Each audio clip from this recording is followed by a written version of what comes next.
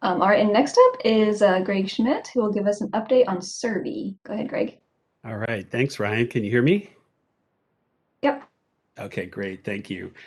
Good afternoon, everyone. Real honor to be here to talk with you a little bit. One thing that I want to start off by saying is that we're attempting at least to bridge some of the previously existing stovepipes in a lot of ways, and so Rachel just spoke, and I'm actually on her executive committee. She attends my executive committee meetings, and we're trying to create as much crosstalk between our different organizations as possible. And I think that that's going to be of benefit to everyone. So if I could have the next slide, please.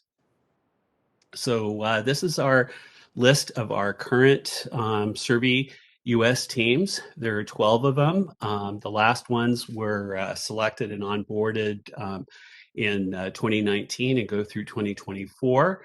Our CAN 2 teams are, their agreements are expiring. Most of them have already submitted no cost extensions, so they'll be on board until early 2023. And if we could move to the next slide, please.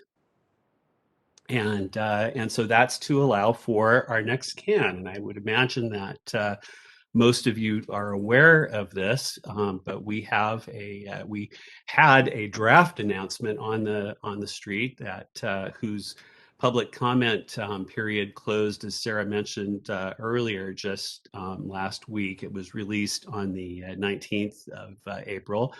We had a town hall, as I think Sarah also mentioned, on the 28th of April. And so Amanda Nam from headquarters, who is leading the CAN effort from the headquarters vantage point, is working very hard on incorporating comments, and we're certainly helping her from our SSERVI Central end with an anticipated release of the final CAN this summer as soon as we possibly can. And so to reiterate what Sarah said, that there's going to be a required step one proposal 30 days after the final CAN for those who intend to submit a full proposal, and then the full proposals will be due 90 days after the final CAN is released. And we anticipate after the peer review process, selecting our new CAN 4 teams in early calendar year 2023. If we could move to the next slide, please.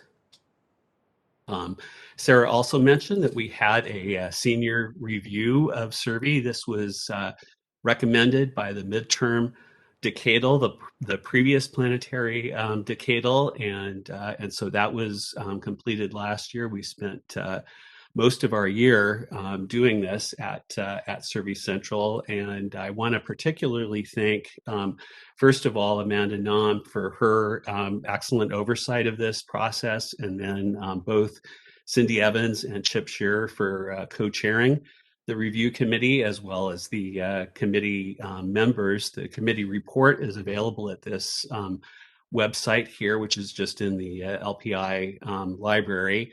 Bottom line, it was very supportive. It did provide some excellent course corrections for us. It recommended that we continue with support from both science and exploration, and it recommended a lunar focus for this CAN. And I want to also mention that there's additional input from the recently released planetary decadal that's really very much in line with the senior review recommendations.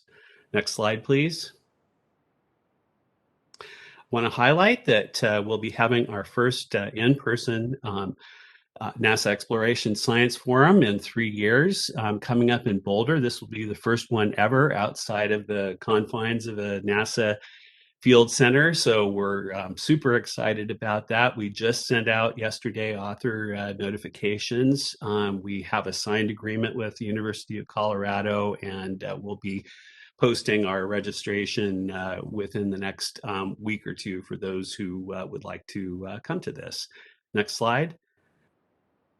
And this is my final slide. We have an event ahead of this that most of you, I believe, know about, the European Lunar symposium, which is available at the website here. And then we're also hosting a special session at the Europlanet Science Congress in September. And that's it for me. Thank you. Thanks, Greg. Perfect timing.